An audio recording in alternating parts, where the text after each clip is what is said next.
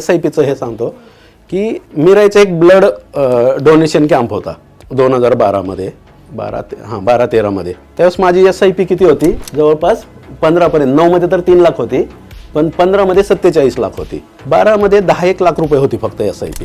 आणि त्या दिवशी प्रसाद सावंत, त्याचं क्रेडिट त्याला का देतो मी, तो आणि मी लक्ष्मीनारायण पासून इडली ते संपली म्हणून इडली चटणी लोकांना आणायला चाललो होतो. आणि त्याला त्या लक्ष्मीनारायणच्या फ्लायओव्हरवर चॅलेंज केलं होतं की त्यावेळेस प्रसाद सावंतची SIP 2 कोटीची होती आणि माझी 10 लाखाची होती. त्या दिवशी मी चॅलेंज केलं होतं त्याला की एक दिवस मी तुझी एवढी SIP करून दाखवेन.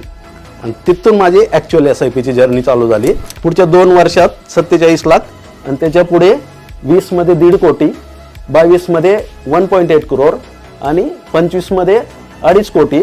पण याच्यामध्ये काय की ते न्यू क्लायंट जे आहेत ते त्या फेजमध्ये नवीन क्लायंट आलेले आहेत. म्हणजे 22 ते 25 715 नवीन क्लायंट आलेले आहेत ज्यांची 0 इन्व्हेस्टमेंट होती. आणि त्या 715 मध्ये ऑलमोस्ट 250 ते 300 लोक हे झिरोदा ग्रो आणि डायरेक्टवाले. त्याच्यामुळे ते चॅलेंज आपल्याला नाही, आपण कसं अप्रोच करतो त्याच्यावर आहे.